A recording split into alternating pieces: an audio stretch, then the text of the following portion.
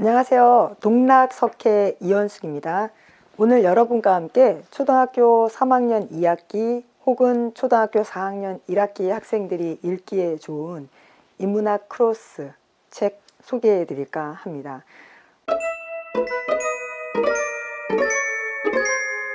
오늘 소개해 드릴 책은요, 출판사가 우리 학교예요. 총 시리즈가 6권인데요. 제가 한 권 한 권 따로따로 강의 영상 촬영하겠습니다. 일단 첫 번째 시리즈는요, 인류 이야기예요. 예. 우리 학교에서 이제 크로스 인문학 시리즈를 준비하시면서 처음으로 선택한 게 인류 이야기예요. 저는 상당히 현명한 선택이 아니었을까 개인적으로 생각합니다. 우리 아이들이 보다 사고가 확장되고 자기 자신에 대해서, 세상에 대해서 더 객관적으로 알고 싶어하는 지적 호기심이 자극되는 나이가 초등 3학년에서 4학년으로 넘어가는 시기인데, 이럴 때 우리가 추천할 수 있는 과학책으로 단편적인 위인이나 어떤 단편적인 정말 교과서적인 지식을 추천하시기보다는 이렇게 인문학 크로스, 어떠한 특정 학문의 처음에서 끝까지를 개괄할 수 있는 책을 추천한다면 어떨까요? 저는 이 책 수업에도 활용을 했지만 개인적으로도 상당히 좋아하는 책입니다. 이상희 선생님은 우리나라는 물론 아제르바이잔과 몽골 같은 세계 발굴 현장에서 직접 땅을 파시고 인류의 화석을 찾아서 전 세계를 탐험하시는 인류학자이십니다. 이 책이 또 재미있는 점은요, 진로와 관련해서 우리 아이들과 대화 나눠볼 수 있다는 거죠. 우리가 진로 교육을 할 때 커리어, 직업의 다양한 세계, 그리고 그 직업마다 가지고 있는 직접적으로 해야 되는 직무, 그 직무의 장단점, 이런 것들을 자연스럽게 아이들과 이야기해 볼 수 있는 책입니다. 인류학자, 흔하게 접할 수 있는 과학 분야가 아니죠. 특히 저희 나라에서는. 그래서 이상희 선생님이 머릿말 부분에 본인의 이야기도 쓰고 계시고요. 그 다음에 첫 번째 챕터에 인류의 기원을 찾아 떠나는 여행에서 인류학이 뭔지, 그리고 고인류학이 무엇인지에 대해서 간단하지만 아이들이 이해할 수 있도록 설명을 해 주셨습니다. 이 책은 총 8챕터로 되어 있어요. 첫 번째 챕터가 인류의 기원을 찾아 떠나는 여행, 두 번째 챕터가 우리만 특별한 건 아니야. 그래서 우리 인류가 자신의 뿌리를 찾기 위해서 어떠한 노력을 했는지, 물론 그 당대의 노력은 방향이 조금 잘못되어 있었죠. 인류는 어떤 면에서 지구상에 존재하는 다른 생명체들과 크게 다를 바가 없는데, 한동안 인류는 상당한 오만함에서 지적 우월성을 강조했습니다. 그러다 보니까 두뇌 용량, 그리고 그 큰 두뇌 용량을 감당할 수 있었던 턱선, 이제 그러한 인류의 화석을 찾아 헤매기도 하고, 그러다 보니까 타우젠드인 같은 가짜 화석도 만들어지죠. 이제 그러한 이야기들 싣고 있고요. 세 번째 챕터에는 최초의 인간은 누구일까라 그래서 진화론 하면 딱 떠오르는 영국의 찰스 다윈에 대한 이야기가 들어갑니다. 자, 그래서 이런 찰스 다윈의 진화론, 또 물론 찰스 다윈의 진화론은 채워지지 않은 빈 부분이 상당히 많지만, 그러한 어떤 과학적 시점에서부터 시작돼서 인류학이 시작될 수 있었다는 거. 그리고 네 번째, 드디어 가장 이 책에서 핵심이라고 할 만한 파트가 시작됩니다.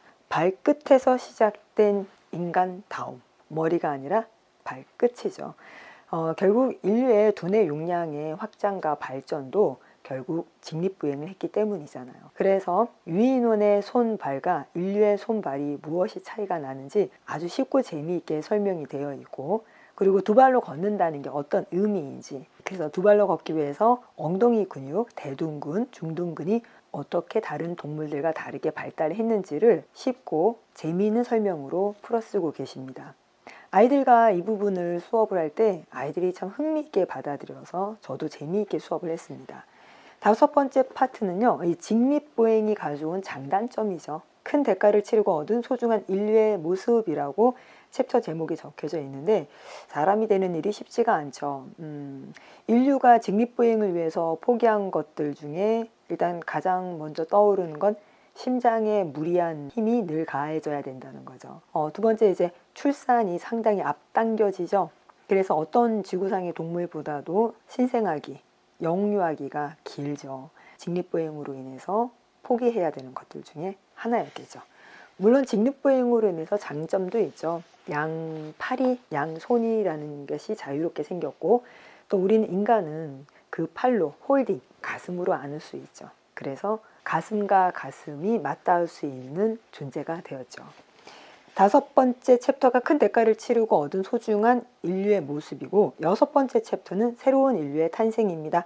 자, 그래서 이제 이 인류가 힘도 약하고 달리기도 잘 못하고 시력도 그렇게 좋지 않고, 사실 지구상에서 인류가 존재한다라는 건 참 기적 같은 일이 아닐까 싶습니다. 다른 여타의 생물체들에 비해서 가지고 있는 특별한 능력이 없는데, 그렇게 어떤 동물 시체의 뼈 속에 들어있는 골수를 먹으며 생명을 지탱해왔던 인류가 조금씩 조금씩 진화하죠. 그 골수 속에 있는 영양분이 인류를 진화시키고, 거기에다 인류가 불을 사용하면서 익혀 먹게 되죠. 자, 그러다 보니까 소화 흡수가 상당히 빨라지고 뇌에 영양을 상당히 빨리 고영양을 넣어줄 수 있게 됩니다. 한마디로 엔진 성능이 좋아졌다고 봐야겠죠. 예, 그러면서 인류는 점차 진화하고 다양한 종으로 퍼져나갑니다. 그리고 7번째, 우리 호모사피엔스와 친척 인류들. 그래서 이제 인류가 호모 에렉투스에서 아프리카 탈출 이후 현대 인류인 호모사피엔스가 등장하기까지의 인류의 계통수에 대해서 편안하게 설명을 해주고 계십니다. 마지막 챕터는 8번째, 선택과 우연의 갈림길. 그래서 진화의 비밀이 조금씩 밝혀지고 있다라고 해서, 선택과 우연의 갈림길에서는 일상생활에서 진화했다라는 말을 더 나아지고 더 좋아졌다는 뜻으로 쓰기 때문인데, 사실은 진화란 더 나아지고 좋아진다는 개념이 없죠. 변화된 자연 환경에 적응해서 살아남는 게 진화인 거죠. 그래서 아이들이 진화가 정확하게 뭐냐, 꼭 앞으로 나아가고 단계가 올라가고 상승해야지만 진화가 아니라는 개념도 배우게 됩니다. 그러면서 고래가 다시 왜 물로, 바다로 돌아가게 되었는지에 대한 이야기도 나옵니다. 그래서 정답은 없다예요. 이 책을 읽어보면은 지구상에 인류가 등장한 이래 현재에 이르기까지 그들과 우리가 사실은 알고 보면 연결되어 있다라는 거, 그리고 동시에 내가 앞으로 누군가와 연결되어 있다라는 어떤 생명의 고리에 있어서 자신의 위치가 어디이고 그 위치가 얼마나 소중한 위치인지를 깨닫고 느낄 수 있게 해주는 책입니다. 단순히 고인류학, 인류의 탄생, 진화, 그리고 다양한 인류의 모습, 여기에만 포커스를 맞추는 책이 아니라 나는 어디에서 와서 어디로 가고 있으며 나는 누구인가에 대한 스스로 답을 찾을 수 있도록 길을 열어주는 책입니다. 물론 그 답은 우리 학생들이 당장 찾는 게 아니죠. 그 질문을 가슴 속에 넣어놓고 문득 답을 찾아 나가겠죠. 오늘은 여러분과 함께 우리 학교 출판사에서 나온 어린이 과학 크로스 인문학 그 첫 번째 이야기, 이상희 선생님이 들려주는 인류 이야기 설명해 보았습니다. 추천은 초등학교 3학년 2학기, 초등학교 4학년 1학기 학생들에게 추천하고요. 우리 어머님, 아버님, 그리고 우리 학생들 다 같이 읽으면서 우리 조상에 대한 족보, 계보도 한번 작성해 보시고, 우리 아이가 얼마나 소중한 존재이고 그 다음을 위해서 또 얼마나 소중한 고리가 되어주는지 아이의 자존감과 관계성을 높이는 시간을 갖는 것도 좋다라고 생각합니다. 저는 동락 이연숙이었습니다. 좋아요, 구독 부탁드립니다.